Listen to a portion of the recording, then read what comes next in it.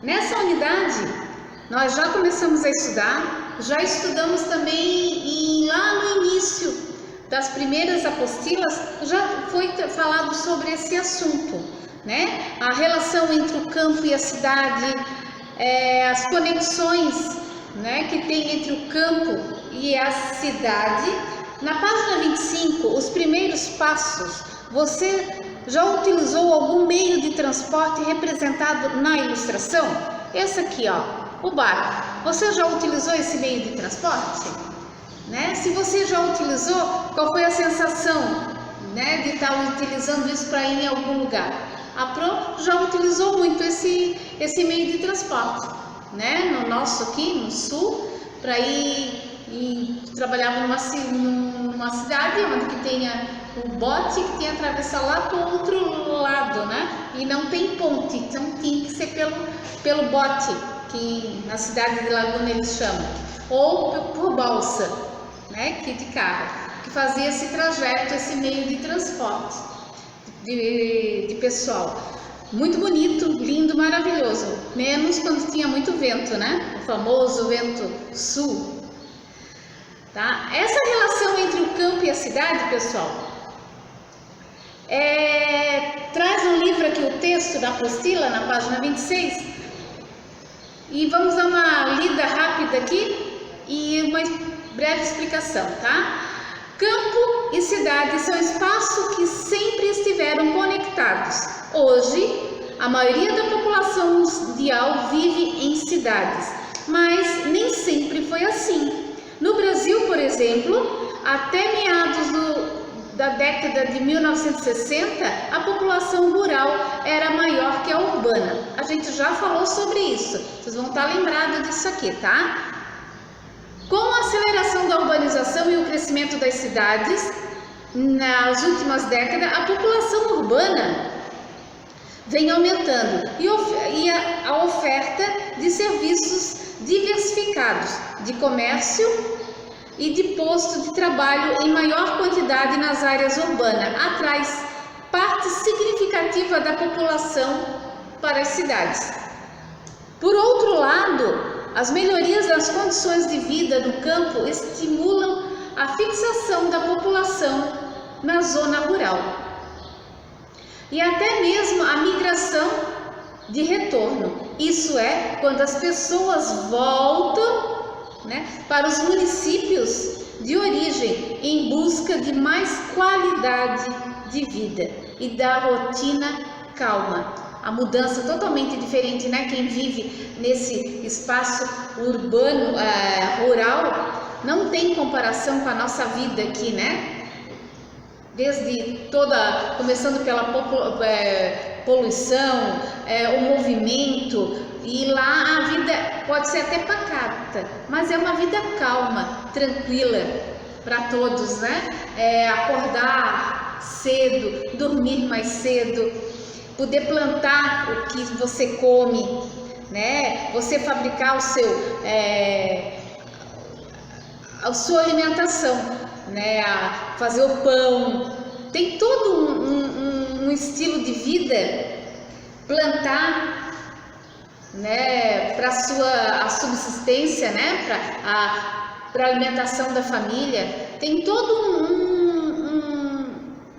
uma vida diferente, mas até a gente pode até falar que é mais não só calma, mas uma vida mais plena, né, que a gente consegue.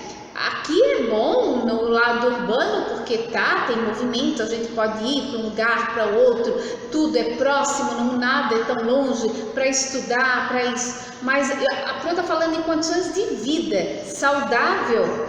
Acredito eu, né, que uma vida mais calma, mais pacata, mais tranquila no campo é bem melhor. Tendo sempre, como a Pro fala, sempre duas partes, né? Sempre temos duas medidas e sempre isso a gente tem que ver, a gente tem que botar na balança os dois lados, né? Tudo que é bom também tem o seu lado ruim, tudo que é ruim também tem o seu lado bom, né? Vamos conversar isso então, né? preste atenção em relação a isso para vocês comentarem, fazer comentário a respeito disso nas nossas aulas, né? Nas nossas lives, tá? Aqui tem um jogo rápido para vocês lerem com atenção e respondam com as palavras de vocês, tá? No caderno de história. Que conhecimento as crianças devem construir realizando atividades agroecológicas? Como que está representando na imagem acima? Aqui, nessa página aqui, as crianças, né? Fazendo, utilizando ali o coco, né? Muitas escolas do campo oferecem uma educação com atividades agroecológicas que considera o modo de vida e os saberes da população rural. Tá? Aí você fala, pode usar até a nossa própria escola, né? Que utiliza, que a gente trabalha sobre com a sustentabilidade, né? Então vocês podem até comentar sobre isso. Procure no dicionário o significado da palavra agroecologia e registre em seu caderno. Tá? Circulação das pessoas, culturas e mercadorias. Vamos lá. Atualmente a comunicação entre o campo e a cidade é ainda maior, pois as distâncias parecem ficar mais curtas e com avanço tecnológico. A comunicação e os transportes. Além disso, há uma grande circulação de pessoas entre os dois espaços. Tanto no campo quanto na cidade, existem pessoas que trabalham e estudam em áreas distantes dos locais de suas residências. É muito comum as pessoas virem de áreas rurais e estudarem em escola nas cidades. Também há inúmeros trabalhadores que moram nas cidades e trabalham no campo, realizando uma atividade agropecuária. Há ainda aquelas pessoas que vivem no campo e se deslocam com frequência para as cidades mais próximas, a fim de comprar produtos industrializados para o uso do seu dia a dia, por exemplo. Em alguns locais, a travessia é feita de barco, ônibus, balsa, carroça, bicicleta ou carro, entre outros meios de transporte. Aí ali fala, né, o que é balsa, um tipo de plataforma flutuante usada para transportar veículos de passageiros de rios e canais. Esse eu já usei muito, sabe? E aqui tem, então isso é o que a gente acabamos de falar, né? As pessoas, tem muita gente que hoje prefere assim, trabalham na zona urbana, mas preferem morar lá na zona rural, pela tranquilidade, né? Ou então um lugar mais afastado. Então eles trabalham, né, na loucura que é essa zona urbana, mas na hora do descanso eles preferem ir lá e vice-versa. Tem muita gente que estudam, vêm e voltam para casa todos os dias, porque hoje os transportes nos facilita muito, né, a nossa vida. De carro, apesar dos valores altos do nosso combustível, mas às vezes vale a pena quando vem mais de um estudarem juntos, vêm juntos, estudam e voltam para suas casas. Tá? Isso aí são opções que as pessoas hoje têm, né, como escolha. Na página 28, nós temos a influência cultural no campo. As cidades, a cultura também é presente em diversas manifestações e costumes da população que se deslocou das áreas rurais para as áreas urbanas. Em grandes cidades existe imensa população originária do campo e que influencia na cultura urbana. A Feira de São Cristóvão, no Rio de Janeiro, reúne uma série de elementos culturais de povos que vieram das áreas rurais do Nordeste brasileiro. Para os pratos gastronômicos, as decorações e outras manifestações culturais. Tá? E aqui nesse desenho, essas feiras que trazem artesanato, né, às vezes pessoas que moram no campo, mas no interior, ou até de outras cidades, e é feito, e tem forma de vender os seus produtos nessas feiras ao ar livre. Nós temos aqui, mas não é tanto ou tão quanto, né, em outros lugares que eles dão bastante valor a essa. Mas nós temos no centro aqui da nossa capital, de Florianópolis, né, pertinho da gente aqui, nós temos as feiras de artesanato de pessoas que têm, né, montam as suas barraquinhas e vendem os produtos, né, que cada um faz.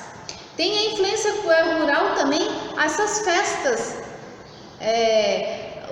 Dia de Reis, que eles chamam, a festa nossa aqui, que é o Boi de Mamão. Aqui está trazendo uma manifestação do Bumba Meu Boi, que é lá do lado do Nordeste. O nosso aqui é o Boi de Mamão, né? A bernunça. Tudo isso veio assim dos povos que moravam, né, mais antigos daqui, e do interior também trazem essas manifestações, que é vinda tudo e fica com manifestação popular nos centros urbanos. É tudo herança, né? Mas vem de geração em geração, né? De pais para os filhos, trazendo, e fica junto com as nossas festas aqui. Festa de Santos, no caso em julho, que tem as festas juninas. Tudo isso é patrimônio histórico nosso, que é trazida lá, às vezes muito do interior, que eles cultivam muito, principalmente as festas religiosas, né? E aqui também, né? Como é herdado de lá, e tem essas manifestações nos centros urbanos. No passado era diferente a fundação das cidades e das capitais do Brasil. Quando as primeiras cidades começaram a ser fundadas em Brasília, elas funcionavam principalmente como centro comercial para o abastecimento da população que viviam em fazendas e os proprietários rurais. Existia nesse período uma profunda integração entre as áreas rurais e as vilas das cidades. Nesses tempos atrás, assim, tinha muita gente que tinha as cidades, né, as grandes casas, né, dos senhores no centro das cidades, mas eles tinham as casas, as fazendas, né, e viviam sempre indo para um lado e para outro. E Brasília primeiro foi, né, quando foi fundada, as primeiras cidades era principalmente pelo lado comercial. As pessoas moravam na fazenda e vinham até os centros das cidades, né? As vilas, as cidades. Mas sempre teve um elo muito grande entre os dois. Tá? Assim como nós temos hoje também, pessoal, né? Hoje ainda nós temos esse elo grande. Por quê? Porque nós dependemos tudo do rural. A nossa alimentação, o que é vendido para as indústrias, né? O plantio, tanto como a Pro já falou em outros vídeos, tanto nas feiras, essas feiras pequenas que a gente compra frutas e verduras, que vem tudo de lá, mas também nós temos outra produção de alimentos, carne, queijo, tudo que é derivado, né? Então vamos lá, aí ali continua, nós temos aqui ainda a página 30, que fala, por volta de 1993 houve uma descoberta de minas de ouro e de pedras preciosas, na qual hoje é localizado o estado de Minas Gerais, Mato Grosso e Goiás. Essa descoberta atraiu milhares de pessoas para a região a fim de explorar esse comércio, né, de pedras preciosas. Em torno da região de Minas foram as vilas e povoados nas quais residia a população de trabalhadores na mineração. No auge da atividade mineradora, as vilas e os povoados cresceram e tornando-se cidade, como Sabará, Vila Rica, hoje Ouro Preto, né? Congonhas, Congonhas do Campo, Minas Gerais, Cuiabá, Mato Grosso, Vila Boas e Goiás. Porém, como cidade principal, a região era mineração. Boa para parte dos alimentos e outros produtos básicos tinham que ser trazidos de outras localidades, tá? O acesso à região era difícil, pois não havia estradas e meio de transporte que existe hoje.